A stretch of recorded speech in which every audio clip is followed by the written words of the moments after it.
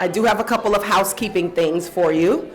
The bathrooms, for those of you who are not familiar, who may not be familiar where the bathrooms are, if you go out the last door here, that last exit sign just before you get to the food, you go out into the hallway, and the bathrooms are on your left in both elevator banks. I think that's right. Also, Madam President had asked you all in the back to please move forward. So I'm going to give you all just a couple seconds to follow her instructions and move on forward and fill up these seats in the front. Ain't nobody moving.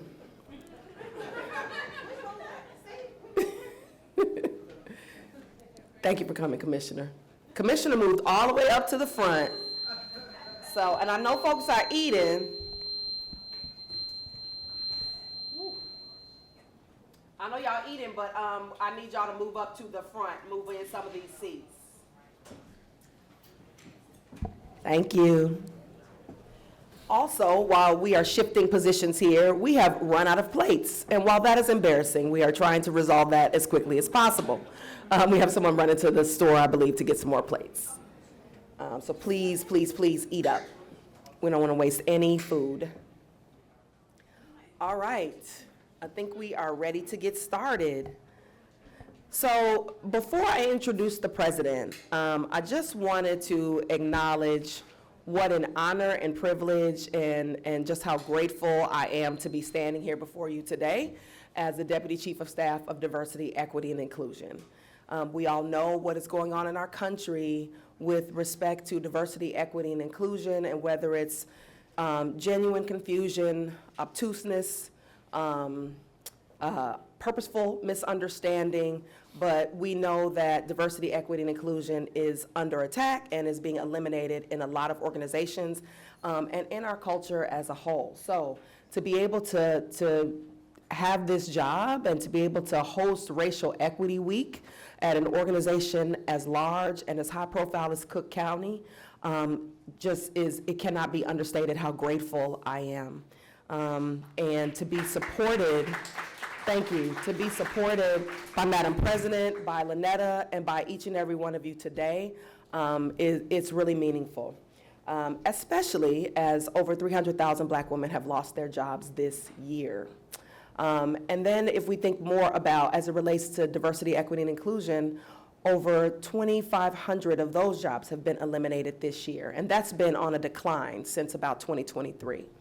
And so our team, we've not only maintained our work, our team has grown while DEI is under attack in our country. So I do want to take a second to introduce my team because I am so grateful for them. You see me up here and speaking these words, they were written for me on a page, and I am where I'm told to be. And so my team are the people that are behind all of this wonderful work this week. I'd like to introduce Elvis Guzman, who is our Diversity, Equity, and Inclusion Manager.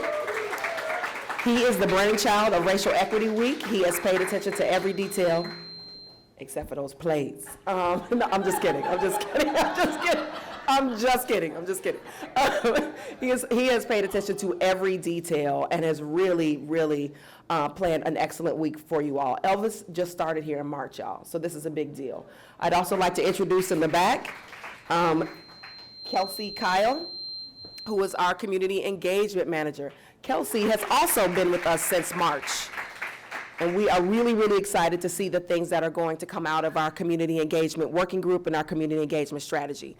And Maxwell Hanzo, who is our Associate Specialist, Diversity, Equity, and Inclusion, he went to get the plates, y'all. So we definitely want to acknowledge him for doing things like going to get the plates and running back and forth to our offices and just making sure we have the space and the time to do this. So I would like to introduce Madam President. Toni Preckwinkle is the 35th president of the Cook County Board of Commissioners, an office she has held since 2010. A dedicated and effective public servant and lion in the field of public service, President Preckwinkle has worked tirelessly and collaboratively to reshape county government through increased fiscal responsibility, transparency, and improved services. As a top executive in Cook County, President Preckwinkle oversees one of the nation's largest public health and hospital systems and one of the nation's largest criminal justice systems. Most recently, she established the largest guaranteed income pilot in the nation, and through her most recent medical debt relief initiative program, she abolished more than $500 million to date in medical debt for Cook County residents. Welcome, President Preckwinkle, to the podium. Thank you.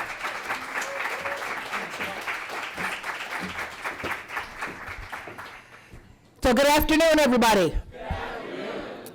And thanks in particular to the people who are sitting in the back who moved up to the front in response to our request. Grateful to be here with all of you today. You know, what began as conversations among staff 7 years ago has grown into this effort, Racial Equity Week, and it now brings together public servants, community leaders, artists, educators, and advocates. And it's not only about celebration, it's also about tackling the challenges before us. Systemic racism shows up in divestment in housing, schools, health, and safety. And these inequities are real and they have consequences. Shorter life expectancies, fewer opportunities, and barriers that fall hardest on people of color across Cook County. And that's why Cook County has made major investments to confront unfairness and injustice. We launched, as you heard, the nation's largest guaranteed income pilot. We cleared more than $500 million in medical debt for 500,000 Cook County residents and advanced new policies that center environmental work and economic justice. Each of these efforts reflects our belief in investing directly in people to build stronger and healthy communities everywhere. This year's theme, Honoring the Past and Shaping the Future, reminds us that equity work is both historically informed and forward-thinking. We have to recognize the struggles and achievements of those who came before us, for sure, but we also have to push for new ideas and sustained action to remove barriers that remain today. I'm honored to open today's program with our guest, Michelle Duster. Michelle has spent decades amplifying the voices of African Americans and women, including her great-grandmother, Ida B. Wells. Ida B. Wells used the power of truth and storytelling to confront injustice at great personal risk. Actually, she ended up leaving the South as she was threatened with being lynched for her willingness to tell the truth. Today, Michelle continues that legacy by connecting history to the present and inspiring new generations to lead with courage. Throughout this week, you're going to hear stories and take part in conversations that challenge us to think differently about equity and justice in Cook County. Topics will include racial profiling, disability justice, digital access, and environmental justice. There's a chance to learn and a chance to act. I want to thank our partners, our performers, and everyone who made time to be here. Progress takes persistence, and it also takes community. Together, we're building a county that not only acknowledges inequities, but works to correct them through policy, innovation, and daily commitment. So, I want to thank you again for joining us, and join me, please, in welcoming our special guest, Michelle Duster.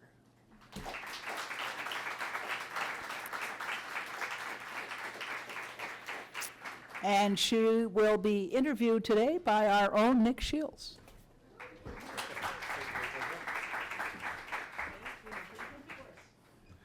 Good afternoon, everybody. Again, my name is Nick Shields. I'm Deputy Chief of Staff of Communications for the President's Office, and welcome to Racial Equity Week. I honestly could not be more excited to be a part of this program and the conversation that we're about to have today. With us today is Michelle Duster. Let me tell you a little bit about Michelle. Michelle is a journalist, author, public historian, and educator who has worked for over 30 years to highlight positive contributions of African Americans and women, including her paternal great-grandmother, Ida B. Wells. She is a columnist and cultural education editor for Rebellious Magazine and has written articles for Miss Magazine, Time, Essence, the Huffington Post, Teen Vogue, People, Glamour, and The Daily Beast. She has also written, edited, and contributed to over 20 books, plus worked on monuments, markers, murals, statues, street names, documentaries, films, neighborhood festivals, and film festivals. She is also the author of this book, which I've completely marked up because it's so good. It's Ida B. Wells, The Queen, The Extraordinary Life and Legacy of Ida B. Wells. So with that, Cook County team, please give a round of applause for Michelle Duster. It's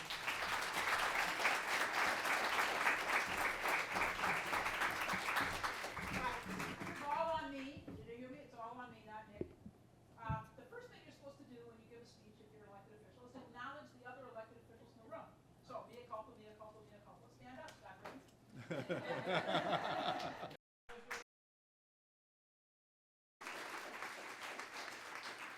Scott, of our 17 commissioners, joined us today. We're very grateful for his presence. He's going to say a few words and then he has to run. So, welcome to Racial Equity Week. As you may know, as a commissioner, I've started the group Cook County United Against Hate to call out systemic racism, bigotry, anti-Semitism, Islamophobia, and unfortunately, there seems to be an awful lot of that these days. I thought it was going to be not quite as big of a job, but it's turned out to be even a bigger one, because I'm not getting a lot of help from Washington. But we're here to hold the line with our governor, with our president, and with our mayor, and we're going to continue to do that, and we're going to continue to bring out the issues that are important.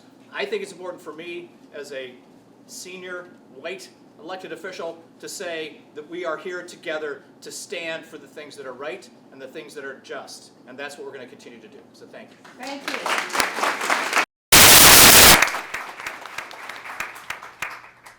Michelle, I want to start off with a quote that you wrote. Don't be embarrassed that you didn't know something. Don't be embarrassed that you didn't know something you were never taught. Be proud that you are now willing to learn. Can you talk a little bit about that really quickly? Yes, is this working? You can't hear it very well, so if you pull it closer, make it louder. There we go. Oh, okay. Can you hear me? Yes. Okay. So I have been doing this type of work for a while, and I've had so many people tell me, oh, I'm so embarrassed I didn't know this. I feel bad that I never heard this before. And so one day I just thought, people should not feel embarrassed that they didn't know something because they never learned it. They should be proud of themselves that they are willing to learn now. And so I just wrote that on Twitter when it was Twitter, not X. And it got over 1 million hits. It totally went viral. And I got so many comments of people saying, oh, I'm going to put this in my classroom. So I just felt like it's something that resonated with people, so I decided to make a postcard. And so you all hopefully have a postcard of that quote. Michelle, your great-grandmother, Ida B. Wells, was an investigative journalist, activist, suffragist, known for her courageous anti-lynching efforts and her work in the early civil rights movement. She used her journalistic skills to expose the rampant violence of lynching against African Americans and to challenge the system.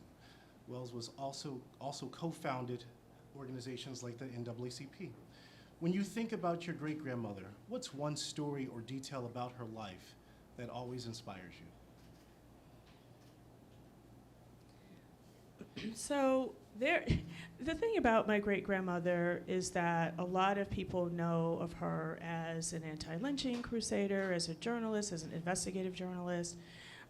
Some people know that she was involved in the suffrage movement, and she was a civil rights activist in general. I mean, she really believed that everybody should be treated equally no matter what. And I'm sure today she would be a champion for things that were not necessarily issues during her time. But when I was reading through her autobiography, I've read through it several times. It's 400 pages if any of you are really bored and want to read about her. But there was one incident that she casually mentioned in her autobiography that really resonated with me.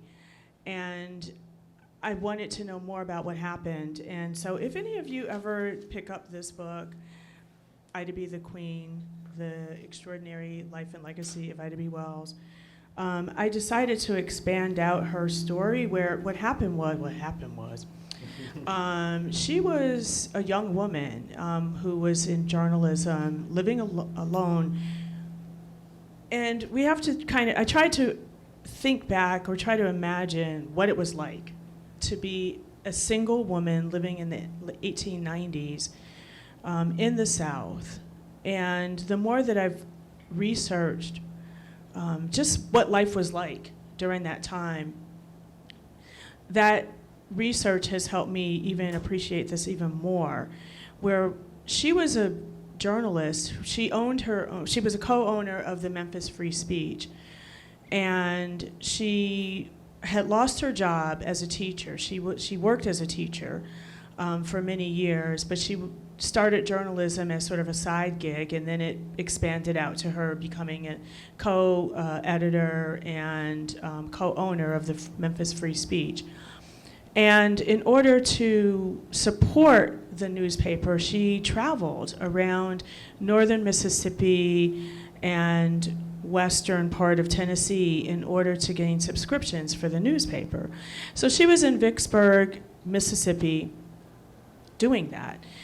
And she stayed at, this is the 1890s, they didn't have the Hilton Hotel and other luxurious places. So she stayed in people's homes. And she stayed at the home of a minister, and she realized that minister was talking about not necessarily her specifically, but Southern women in disparaging ways, that Southern women were not virtuous as Northern women. And she felt that put her life in danger. So I'm telling you all this because what happened was she confronted him, and she went to his house with 5 of her male friends. And I'm just going to read this, what I wrote in my book, was she arrived flanked by all 5 of her close friends who relayed the minister's slanderous remarks about her. It was very important that he set the record straight about her reputation. The women during this time were, especially single women, they faced a lot of danger. And so she really needed to set the record straight so that she could be safe traveling around to all these different places by herself. So I said she was a single woman, she was a businesswoman, and she needed to make sure that her reputation was intact for both her safety and for her business. She insisted that he apologize, not only to her in person, but also publicly from his pulpit. And she wrote the statement for him to say.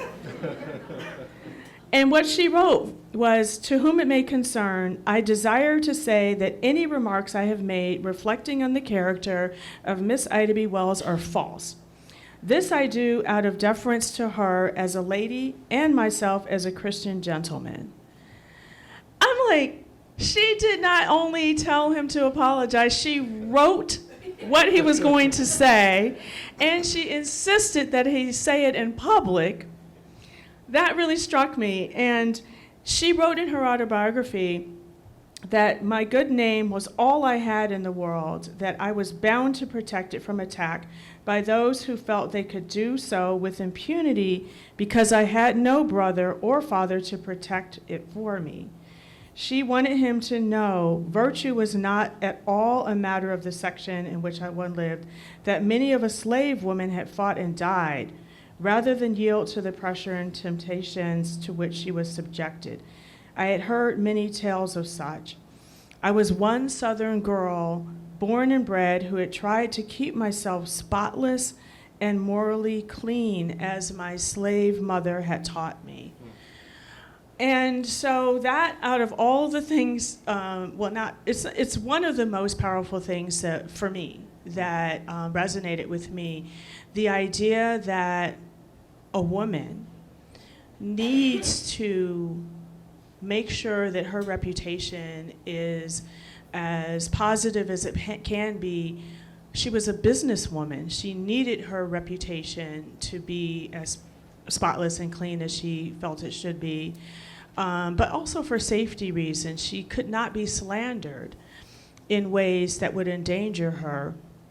And the fact that she stood up for herself in such a powerful and strong way,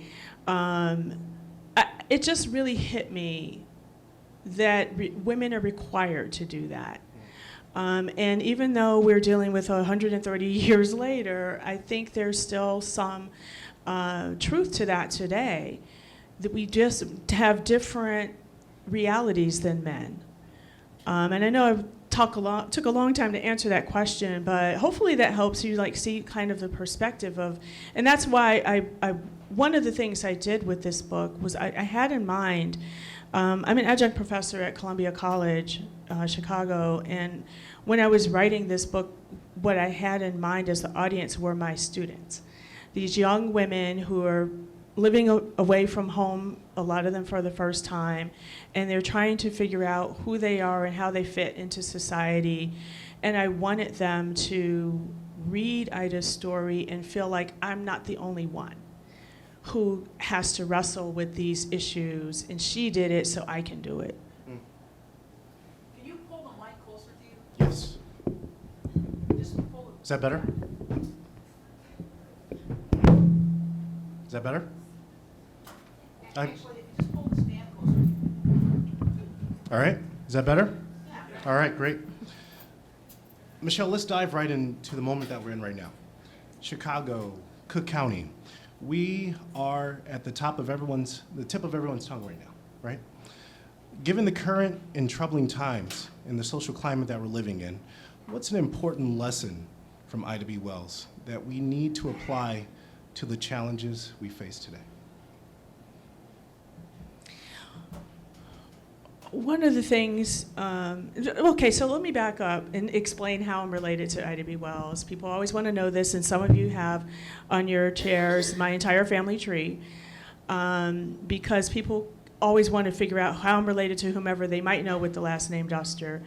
But, so Ida B. Wells is my father's grandmother.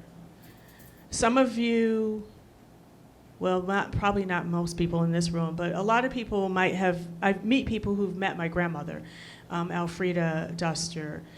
And I was always raised with the idea or the knowledge, and I knew my grandmother very well, Elfrida Duster. I spent a lot of time with her. We used to go swimming at the Y. There was a Y on 53rd Street. I don't know, some of you might remember that Y. Yes, I used to go with my father and my two brothers every single Saturday. We went to the Y to go swimming. And I think my father talked his mother into going with us because I was a girl. And it's like, who's going to be in the locker room with me? And she was a swimmer.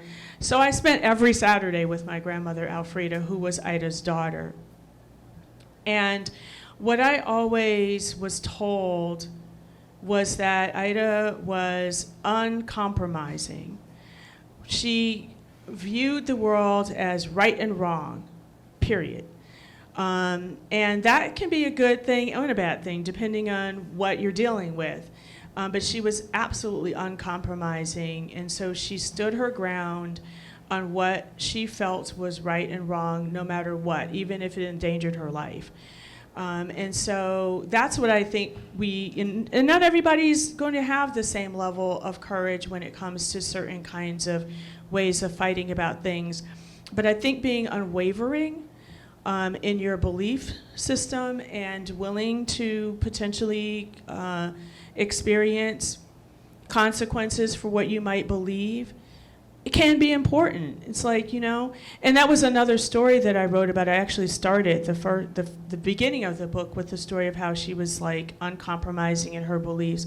She believed that, racism and racial violence was wrong, and she was literally willing to die in order to stand up for what was right. And if people can find ways today, I mean, we're sort of inundated with different issues. There's so many. But if there's something in particular that you really feel very strongly about, then just don't waver.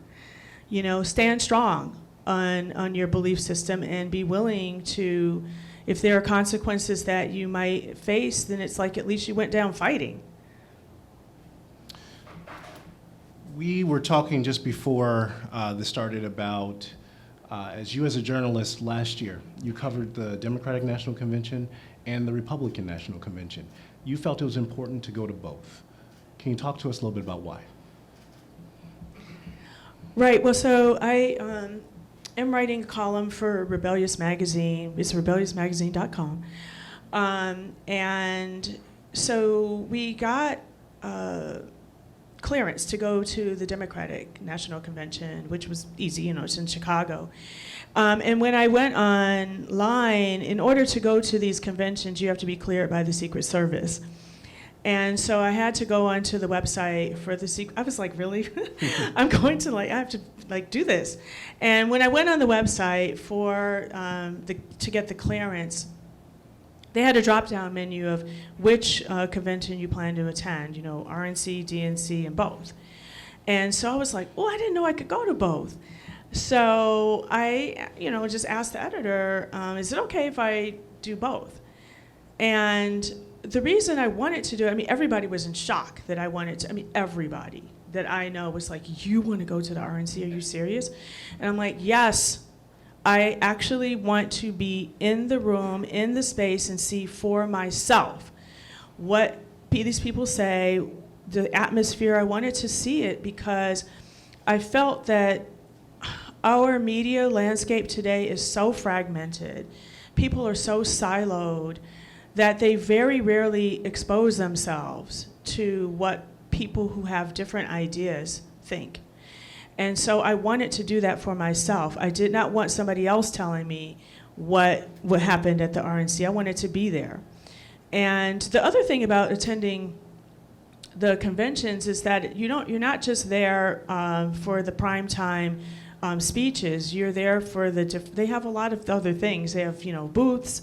They have other different presentations, performances. And very little of that is televised. And so I decided I would go and be able to tell the story to other people who might not either have the desire to go or the opportunity to go, and let them know, and expose the readers who might not necessarily expose themselves to a different point of view, what I observed. And I approached both articles from me observing. I didn't interview people and try to do regular hardcore journalists, because there were I think there were 15,000 reporters there, and I'm like, okay, so I'm not trying to compete with them. I'm trying to tell it from a personal point of view. What did you learn during the experience? A lot. I learned that people like to be in spaces that they're comfortable in. And so at the RNC and the DNC, in both places, the majority of people who were in those spaces are the people who feel comfortable around like-minded people. And so both places, it was very festive.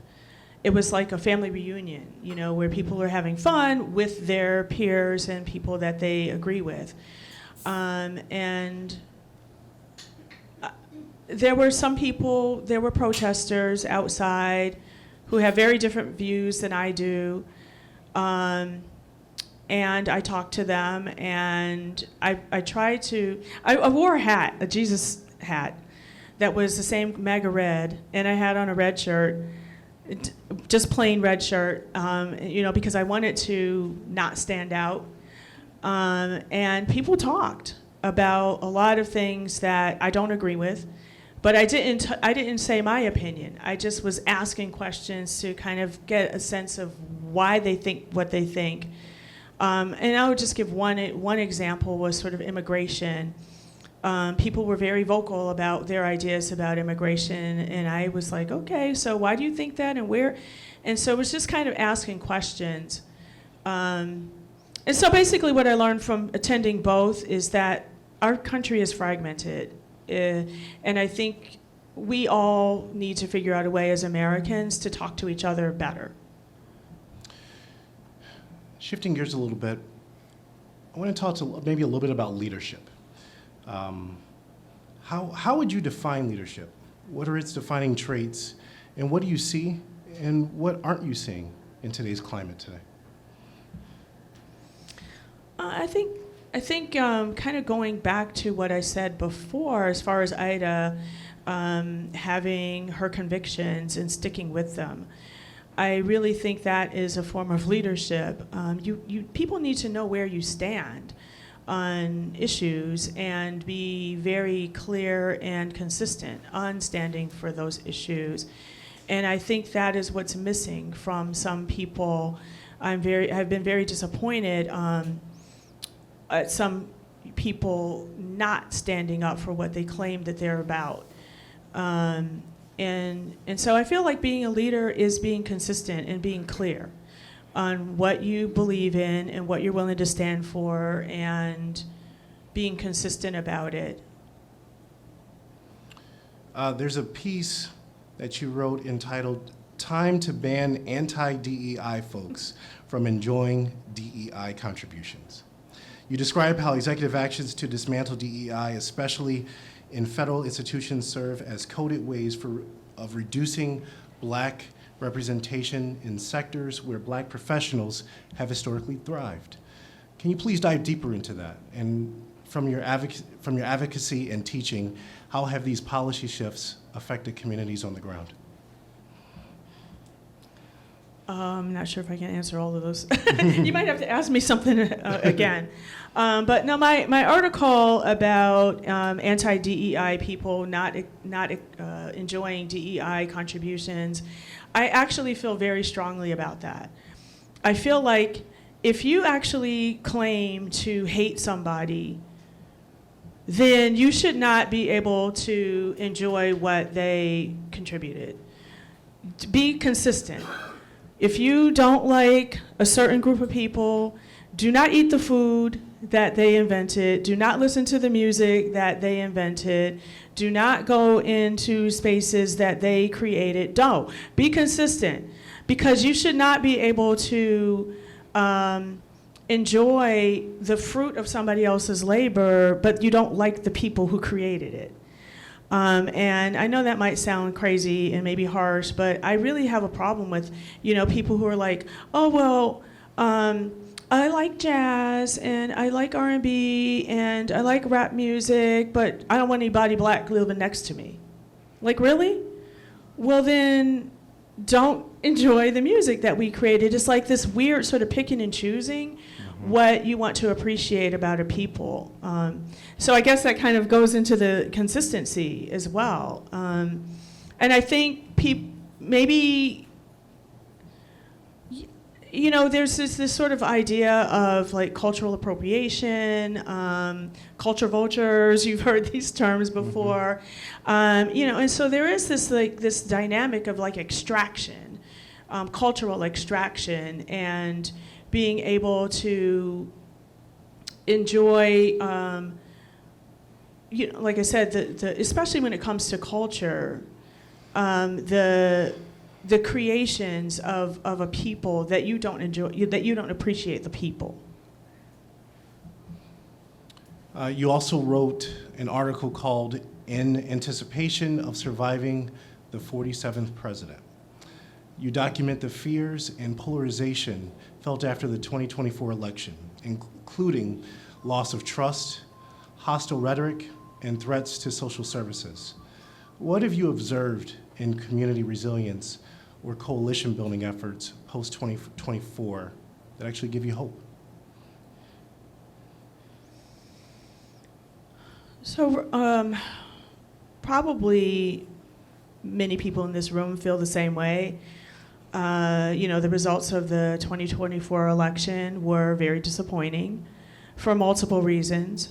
And a lot of the people I personally know felt a sense of betrayal by people who they assumed were allies. And so that was the overall, I think that was the source of the frustration and disappointment. It's not, the person who won for the White House, people voted for him, 77 million people voted.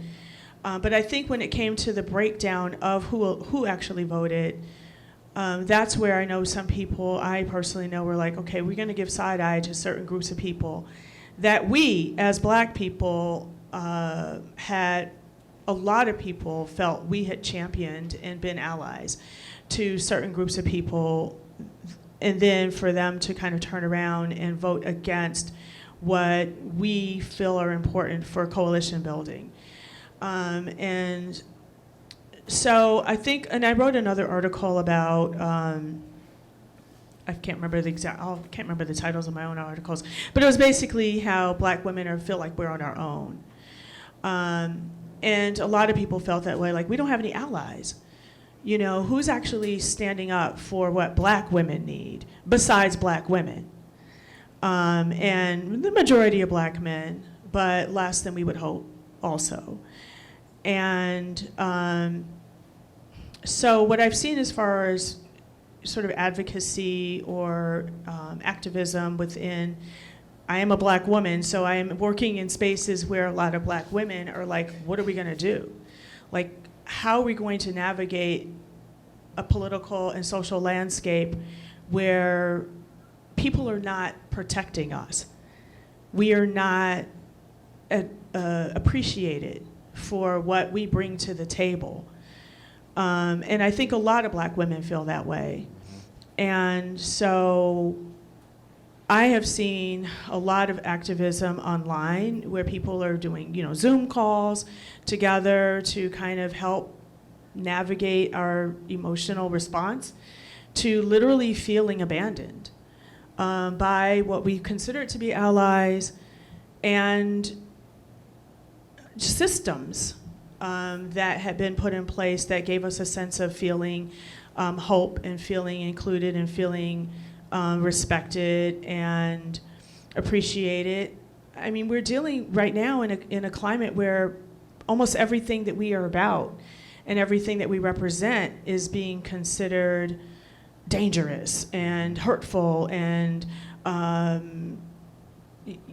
you know, disposable. And so I think we're all, I'm speaking as a Black woman, I think a lot of Black women are in the process still of healing from feeling an incredible level of hurt by what this country, how this country has addressed who we are. And this constant attack on institutions that have been very purposeful about including the contributions of African Americans and women being defunded and being dismantled and being eliminated. It's like, really, this is where we live. This is our home. I mean, we've been here for 400 years. So I think we're kind of still in process. And as far as, like I said, what we're doing, a lot of it is in private spaces because a lot of us don't feel safe in public spaces. And that is a very sad commentary on the United States of America right now. Absolutely. Michelle, you're in a room full of public servants. What advice do you have as we move forward with our work? Well, I think what's happening right now today gives me a sense of hope. I mean, when Elvis Guzman contacted me about participating, I was kind of stunned because I have been, you know, the work that I have been doing for the past, I can't believe it's been almost 20 years now, specifically around my great-grandmother's legacy, but I've always, my entire career, I've always worked in capacities that uplifted my culture. And so I have been in spaces, or I've been asked to do certain things since the 2024 election where people were nervous about what I might say, where I have been asked to, like, okay, well, make sure you don't talk about this topic, or make sure you don't say these words. And so when Elvis contacted me, I was like, are you really sure you want me to talk here? And he had to really, like, help me understand that President Preckwinkle has doubled down on DEI. And I just want to express my gratitude for the fact that your leadership is doubling down on, you know, what our city and our county and our country is. We are a multicultural, multiracial, multi-religious country, and everybody needs to be recognized. And I really appreciate the fact that that it's happening at the Cook County level, which is a huge county, which incorporates, you know, a huge city, which hopefully by doubling down and helping people understand that this, recognizing the contributions of everybody in our country makes our country better. Erasing people and silencing people weakens us as a country. So I think what's happening right here in this room is what is leadership. Absolutely. You know, I think about my own kids, right? I've got 3 little ones, and this is a frightening time as a parent right now. It just is. Trying to explain, you know, what's going on. Trying to explain why folks don't feel comfortable to go to a parade right now, right? Trying to explain why people of color, black men, black women, people of color in general, just in general, have fear in their hearts right now. And so I appreciate, one of the reasons why I appreciate reading this book so much is because there's so many parallels, unfortunately, between Ida's time and today, right? And so before we go to questions from the audience, leave us with a sense of hope, because I think that's something we need right now. As a time when Chicago's being attacked, at a time when Cook County's being attacked, at a time when our own employees are being attacked, we need a sense of hope to know that, hey, maybe this is a season, but we've been through it before. Well, yeah, I think, you know, a lot of people say they don't like history, it's boring, and what does it have to do with me? Mm-hmm. I'm sure maybe some people might in this room have felt that way, or maybe you've heard somebody say that. And when, you know, students in particular say that to me, I'm like, well, do you like soap operas? Because if you like soap operas or you like any kind of drama, then you would like history if you read it in a way that's maybe written in a more compelling way, because history is full of backstabbing and, you know, betrayals and all kinds of drama. There was so much drama when it came to the founding of the NAACP, for instance. So I just finished reading a book by Heather Cox Richardson, who's a very well-known historian, and that gives you a sense of, like, things are cyclical. What happened right after the Civil War with the Reconstruction was a sense of hope, and then everything went backwards. If you want drama, read about the Tilden-Hayes Compromise that happened shortly after the Civil War, where everything that happened regarding Reconstruction was dismantled as a result of this compromise where, okay, we'll take the northern troops out of the southern states in order for you to vote for us. And so that's what happened, and that's how all of the racial terror that took place post-Reconstruction was allowed to happen. But everything kind of changed, you know, right after the Depression. You have the New Deal. And so that was a very long time to wait, or to fight. I shouldn't say wait. It was a long time to fight. But after the Depression is when we had the New Deal. And, you know, we're still dealing with politicians who want to unravel the New Deal. Mm-hmm. But I think we are at a point now where we are due for a whole reckoning of our country, the same way that it was during the New Deal, where it's like, you know what, this entire system is collapsing as we know it, and nobody's going to survive except for the, quote, you know, people who are part of the whole Gilded Age, right? And I just feel like there's a parallel to that right now, because you have these titans of industry. I watched on PBS, they have a whole series called The Gilded Age. If you all watch that, you would literally think that you're watching right now, where you have the one percenters who own everything. People are struggling, the great masses are struggling, and it's just not sustainable. You cannot have a system where that's so top heavy, Right. and for it to work. So I really think we're getting close to a tipping point right now. And what does that mean, and what does that look like? I really feel like we are, some people, I shouldn't say that, I'm not going to say it out loud. But I just feel like we as a country need to restructure our system, because unbridled capitalism, I don't think works. You need to have, everybody has to be able to live in a reasonable way. You have to have a reasonable level of a lifestyle in order for a country to function. And right now, the inequality is so great. Nobody can spend $400 billion in a lifetime. It's impossible, unless I guess you want to buy the whole globe, but I don't think that's possible. I mean, so you have one person who is $400 billion, and some other people are trying to live off of $12,000 a year. I mean, come on. Right. So somebody can live, I think, pretty comfortably off of $200 billion a year, right? So what about the other $200 billion investing in society?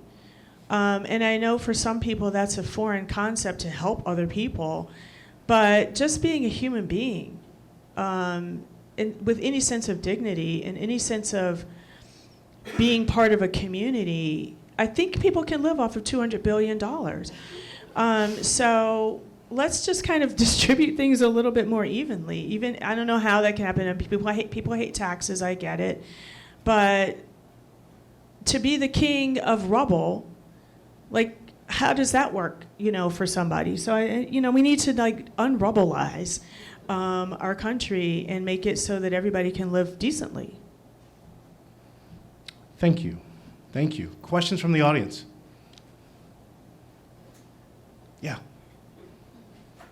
Hi, good afternoon. My name is Cecilia Bolden. I wanted to explore a little bit. You talked about attending the RNC and DNC, and you stated that everyone's fragmented, and you just listened. Did you see anything that could build the bridge so that you can actually begin a conversation? Because I agree, being a Black woman, I definitely feel put upon.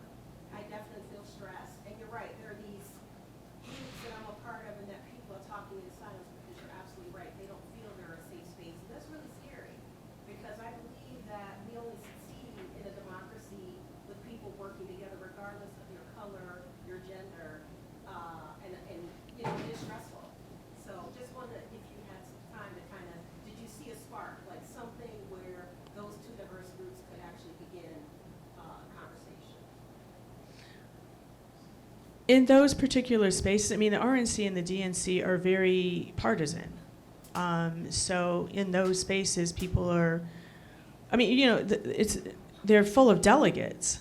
And in order to be a delegate, you have to be part of that party. So I don't think those are spaces where people are really going to necessarily build bridges.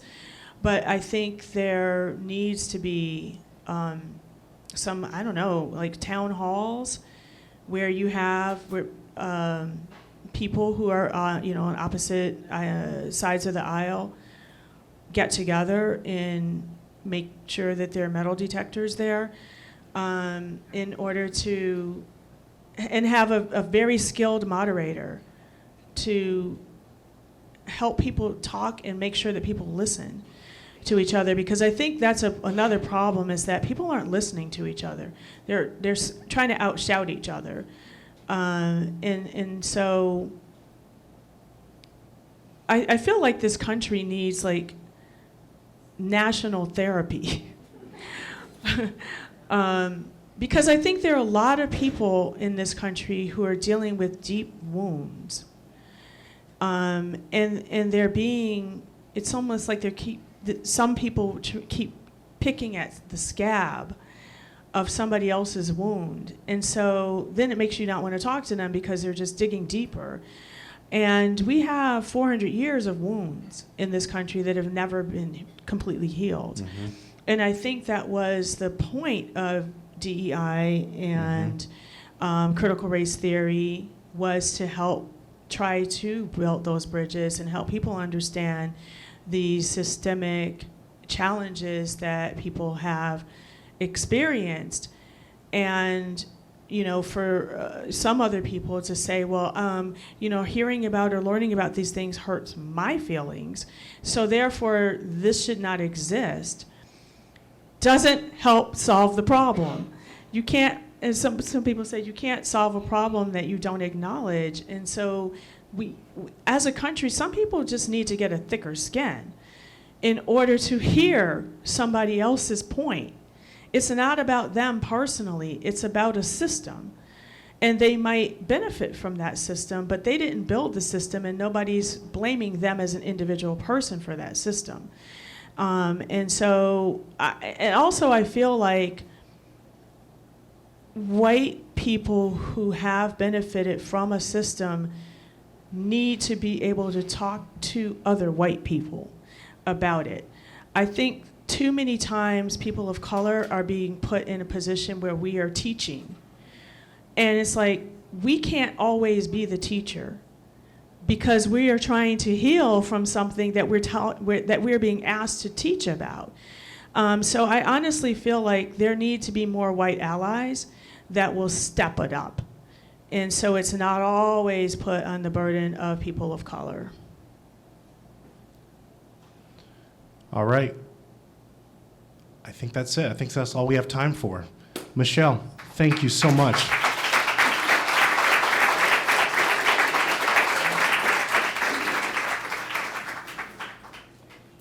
All right. Michael?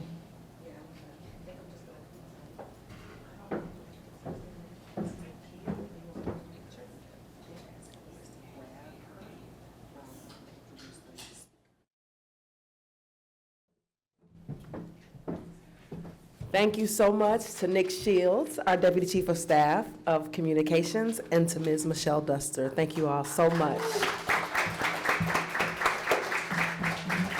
All right, for the next segment of our kickoff to Racial Equity Week 2025, I would like to now welcome Demetrius Amperin, the Executive Director of Young Chicago Authors, to introduce our next performer.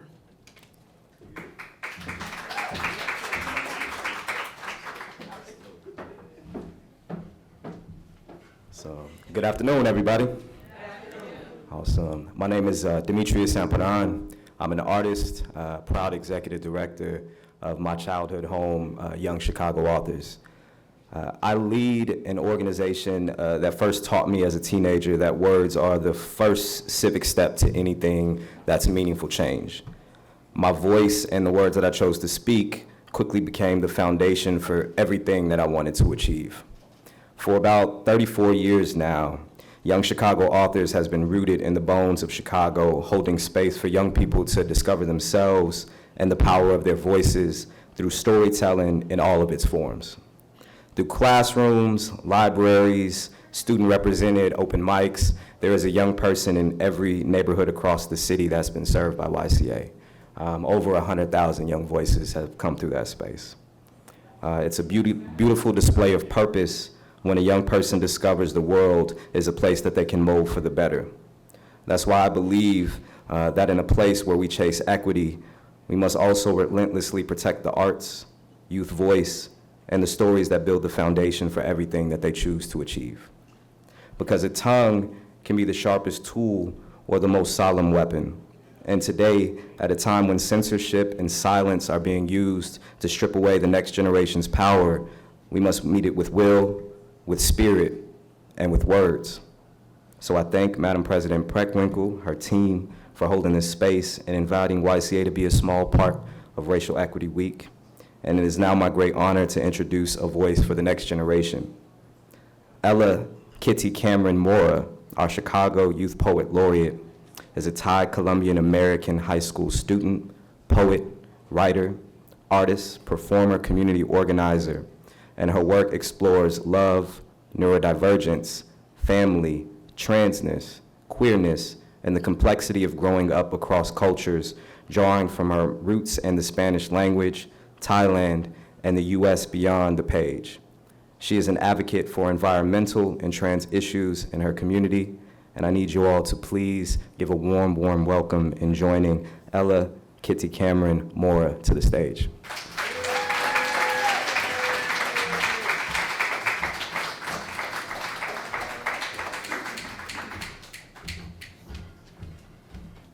Hi, good afternoon.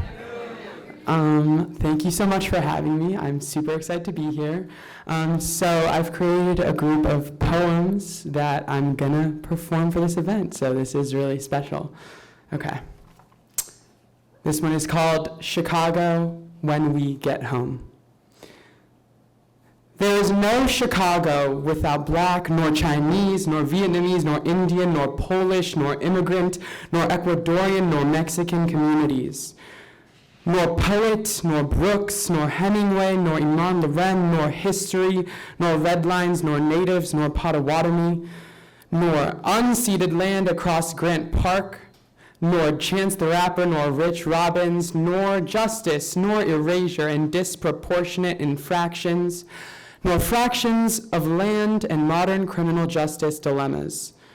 There's no Chicago without those guys who play their drums on Michigan Avenue and the history of Bridgeport, nor Leonard Clark, nor the history of the abandoned factories on the South Side, nor the Museum of Science and Industry and Hyde Park prices raising everything up, nor the invention of house music by Black and brown queer Chicagoans and Frankie Knuckles, nor Bronzeville and Calumet, nor Pilsen, and all the good taco restaurants and those barely decorated panaderias where you can get just about anything, nor Jewel-Osco, nor Chicago Nail Pro, and those grape-colored manicures I get while talking to my nail artist in Spanish, nor dim sum on Sundays at Ming Hin or pictures on the lakefront. And there's no Chicago without Albany Park.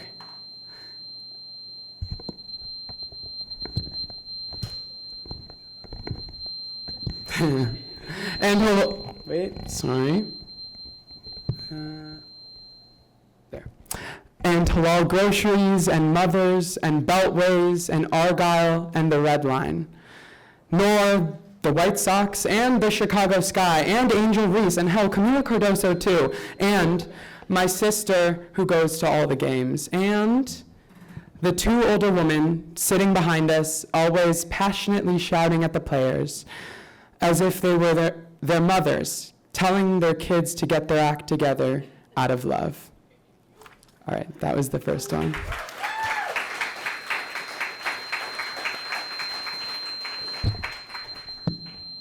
Okay, I'm just gonna wait. How is everybody today? Okay. Okay.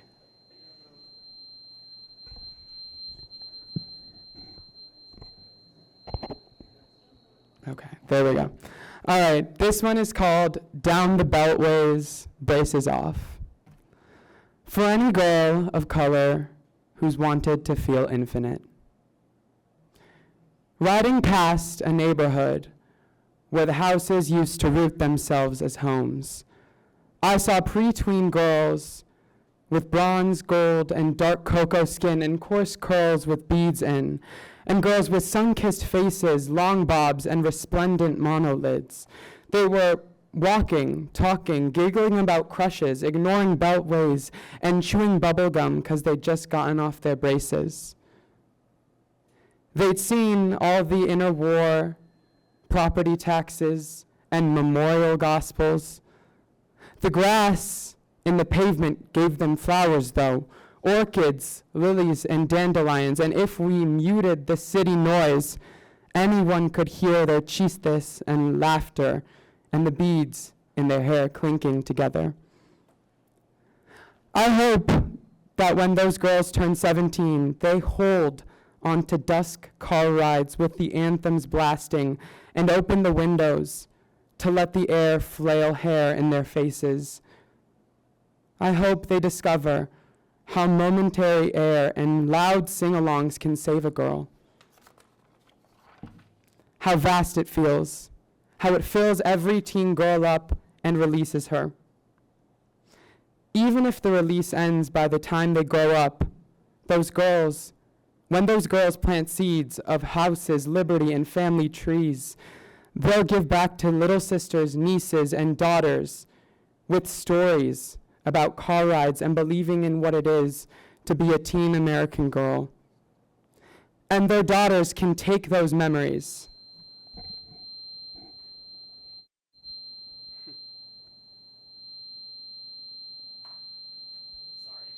It's all good.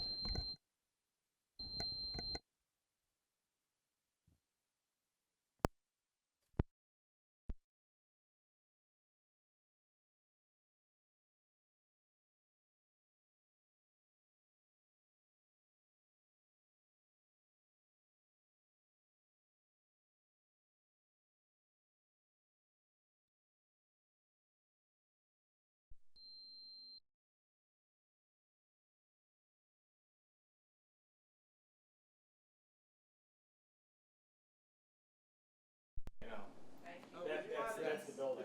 Turn us on.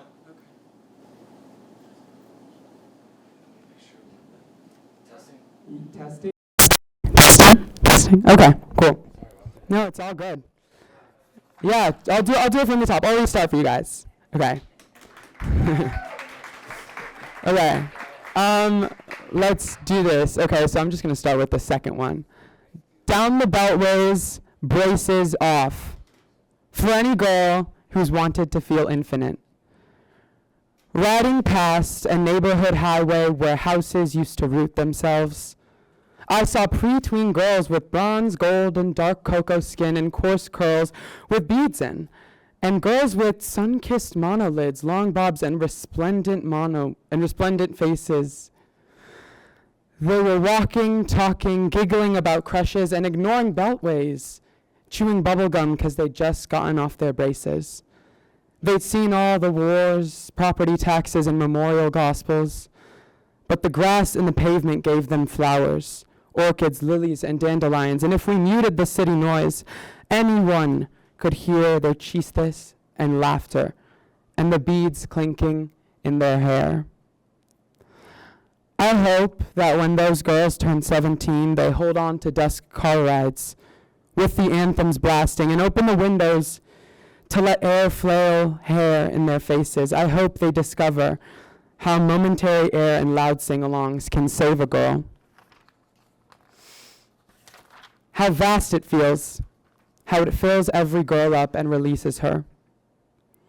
Even if the release ends by the time they grow up, when those girls plant seeds of houses, liberty, and family trees, they'll give back to little sisters, nieces, and daughters in stories about car rides and believing what it is to be a teen American girl.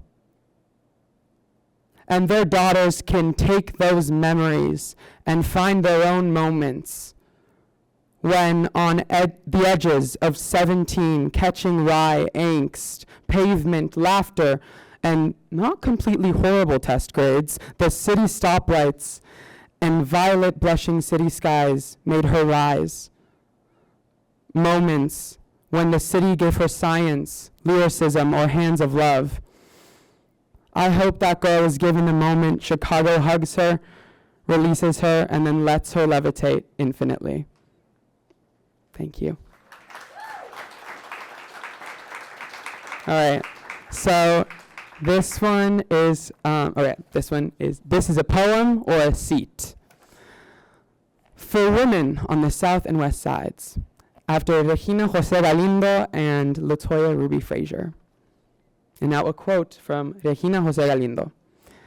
Around me, there is nothing but chaos and theft, but I remain on my feet, ready to fight, to defend the land that roots me. The floor was spread with cigarettes, Gatorade bottles, Dunkin' cups, Prime, and debris. and a woman was sitting on the side in front of a brickstone building as a bulldozer swept away the surrounding scenery. She was sitting, smoking cigs in a pink or white plastic chair, and maybe she was just doing that or observing. Or I think she must have been sitting there in defiance. Because even though she was quiet, I heard her say, "Here I am, here I am, here I am, Sky. Come, come, I'm too stubborn, too seated, too in the ground for you to claim me." Even if all anyone saw on her face was a placent look, even if all anyone felt was that she was just staring at the world as it passed her by, she was offering herself as a concrete support, a tin gilded ramp to a door. Her way of making houses out of sticks was becoming the house herself, rooted into the ground. The neighborhood home that anyone could claim, no matter their innocent systems or capital. Not asking for anyone's thanks, nor your approval or your honors. She's a safety that stands there rain or shine, tornado or hurricane, sunny, cloudy, or hot, or below freezing. She's there. A witness at peace, standing against chaos and theft and taking notes on the ones who listen and the ones who don't. Rooted in the thick, mossy, abounding grass between cracks of pavement, as the bulldozer gives way to more debris around her. She stays there for her Chi-town, for her family. Thank you. All right. Okay. This one is called Chi-town Mosaic. And this is my last one. I can't think of Chicago without kids making ceramics from murals in elementaries, or band practice and cafeteria banter. I can't think of a Chicago without Venezuelans coming here on buses and calling it home, Humboldt Park evictions, and girls taking quinceañera pictures in blue poofy dresses with the chambelanes. There's no Chicago without Asian aunties greeting you with lapgai or patsi yu, without the girls hyping you up, taking photos of you in front of the lakefront. There's no Chicago without Garfield Park and Austin families crying and laughing out the pain with comedy, and no Chicago without a crane in the sky, until we take shrapnel off street corners, until cops stop patrolling school hallways. I saw a Chi-town where every kid has camp, laughter, Disney Channel, and levity, different kinds of friendship bracelets. There's no Chicago till dads, kids, and mothers all sit at the table during family dinners together, and you can trace their family lineage with your own eyes. There's a Chicago I know today with joy, and little by little progress making the heavy air lighter. There's a Chicago in the future where every kid has poetry, music, STEM, finance, summer jobs, theater, or leadership. If you feel the city in your bones, give a kid a violin or a pen or a periodic table. Work with everyone who knows anyone. Be resourceful. That's the light. That's the joy. The future of Chicago. Are those Inglewood and Pilsen boys and girls starting trumpet or flute? Those Bronzeville fifth graders making murals out of Chicago's skyline, picking up the pieces and putting the city together for the first time. Thank you.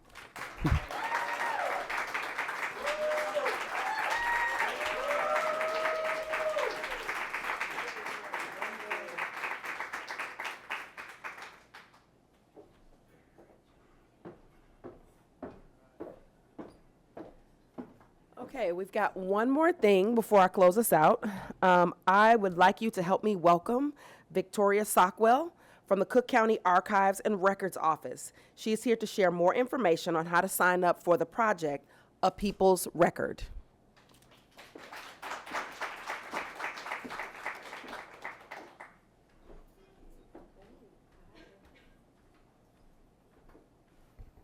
So I apologize. I thought I was giving closing remarks. So part of this is going to sound like a closing, but also to invite you as well. Thank you all for being here today as we officially open Cook County's Racial Equity Week. We've heard powerful stories, moving performances, and reflections that remind us why we're here today. Racial Equity Week is more than a series of events. It is a commitment to honoring the past and shaping the future and our communities together. As we reflect on the legacies that's brought us here, we're reminded that equity is something that happens on its own. It's something we practice, something we build, something that we carry forward in our work and in our lives. This week gives us an opportunity to pause, to listen, to learn, and to imagine what a more just and inclusive future can look like in Cook County. I'm reminded of the words of Zora Neale Hurston, one of my favorite writers, who once wrote, "There is no agony like bearing an untold story inside of you." That powerful statement is from her 1942 work, Dust Track on a Road, speaks to the pain of suppressing one narrative and the vital importance of sharing it with the world. With that in mind, I would like to extend an invitation to you. The Cook County Archives and Records Office is leading a People's Record, a story, Your Story Matters. We are collecting reflections from county employees on racial equity, community history, and public service. We believe that our voices are an essential part of our history. By adding your story, you ensure that your work of equity in Cook County is not only remembered, but also told in your own words. So, as you take part in programs and conversations planned throughout this week, I encourage you to take a moment to share your own story. So within your seats, I believe there are QR codes to sign up, make it very easy for you. Together we can create a record that honors where we've been, acknowledges where we are, and guides us to where we're going. On behalf of the Cook County Archives and Records Office, and to all of our partners, all of the offices under the president, we thank you for being a part of this journey. I look forward to what we will learn, what we can share together and create together during Racial Equity Week. Thank you.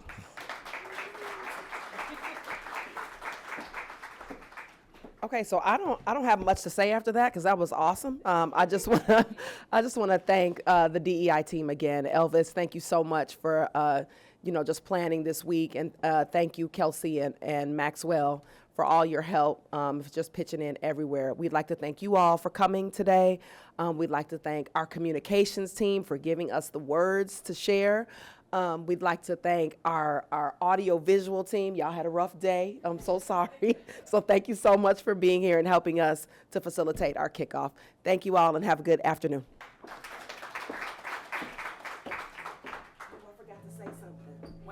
There's one thing I have to say. There's one thing. Okay, I just wanted to make sure that you are aware of what's happening throughout this week. I just wanted to highlight a couple of our events. I'm so sorry, y'all. Cultivating Justice, which is happening tomorrow morning, applying racial and disability justice to public work. Journey Towards Justice, exploring the past, present, and future of Cook County's criminal justice reform. That's tomorrow afternoon. Digital Bridges to Freedom, connecting history and technology. I believe that's on Wednesday. And then Confronting Racial Profiling Across Communities is on Wednesday afternoon. Do I have that right? Okay. And then please enjoy the music of Madera Once.